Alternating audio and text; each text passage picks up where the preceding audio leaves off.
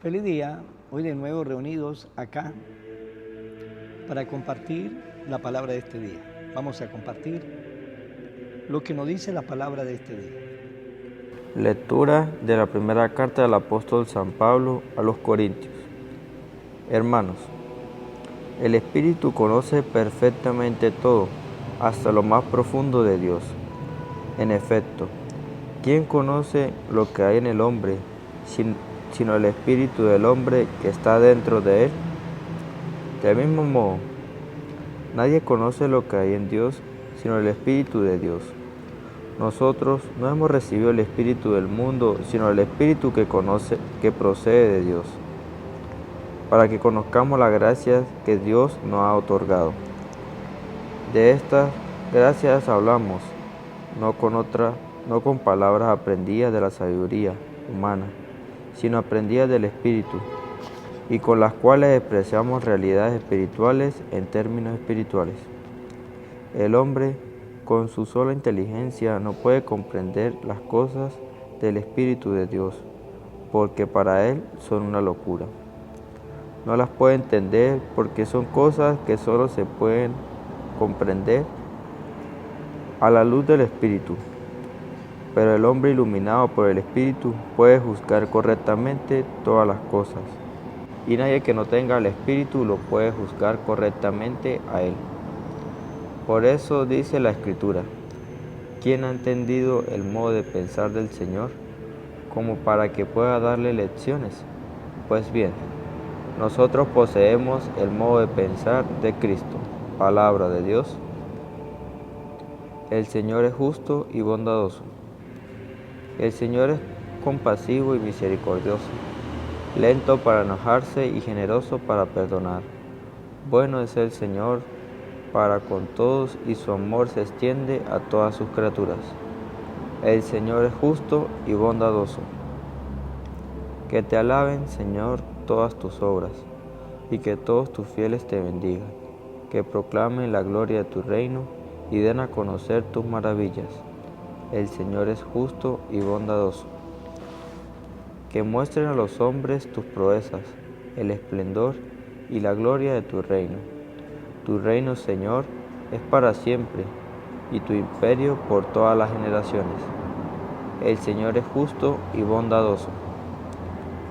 El Señor es siempre fiel a sus palabras, y bondadoso en todas sus acciones. Da su apoyo el Señor al que tropieza, y al que agobia alivia. El Señor es justo y bondadoso. Lectura del Santo Evangelio según San Lucas. En aquel tiempo Jesús fue a Cafarnaún, ciudad de Galilea, y los sábados enseñaban a la gente. Todos estaban asombrados de sus enseñanzas, porque hablaba con autoridad. Había en la sinagoga un hombre que tenía un demonio inmundo, y se puso a gritar muy fuerte: «Déjanos. ¿Por qué te metes con nosotros, Jesús Nazareno? ¿Has venido a destruirnos? Sé que tú eres el Santo de Dios». Pero Jesús le ordenó: «Cállate y sal de ese hombre». Entonces el demonio tiró al hombre por tierra, en medio de la gente, y salió de él sin hacerle daño. Todos se espantaron y se decían unos a otros: ¿qué tendrá su palabra?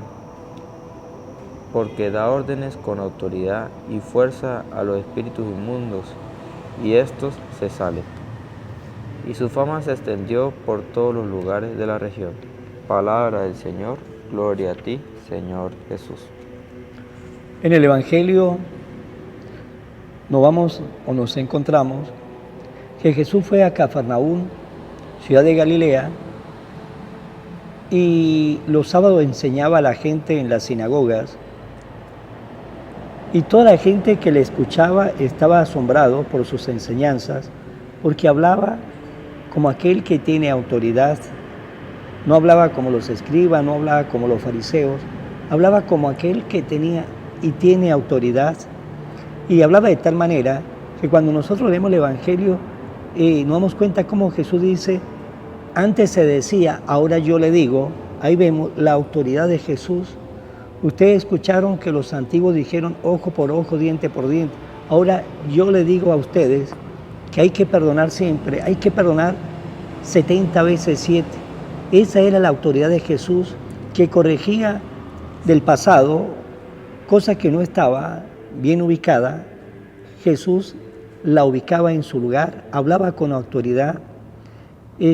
Cuando decía, Moisés le dio permiso para el divorcio por el corazón de ustedes, pero yo ahora le digo que al principio las cosas no fue así.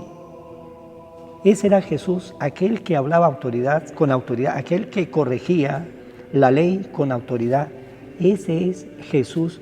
¿Por qué?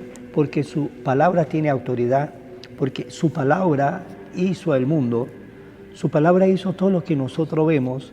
Por lo tanto, la palabra de Dios es una palabra omnipotente, es una palabra poderosa, una palabra creadora, una palabra que tiene autoridad. Y la gente de aquel entonces veía que la palabra de Jesús de verdad tenía autoridad. Y nos dice que en la sinagoga había un hombre que tenía un demonio inmundo. Por lo tanto, nos damos cuenta que también a la iglesia va el demonio. También a la iglesia va el demonio a molestar. El demonio va a la iglesia a robarle la palabra a las personas que están ahí en la Eucaristía. Es cuando Jesús habla de la parábola del sembrador, que nos dice las semillas que cayeron a lo largo del camino, vino el demonio y la robó. Pues también el demonio va a las iglesias, ¿para qué? Para distraer a la gente, para robarle a la gente la palabra de Dios, que es palabra de autoridad, palabra que le puede llegar al corazón, lo puede convertir, lo puede hacer una persona diferente, una persona distinta.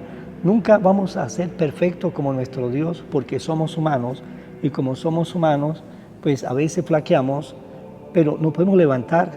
Pero si escuchamos la palabra de Dios, podemos encontrar una perfección bastante alta.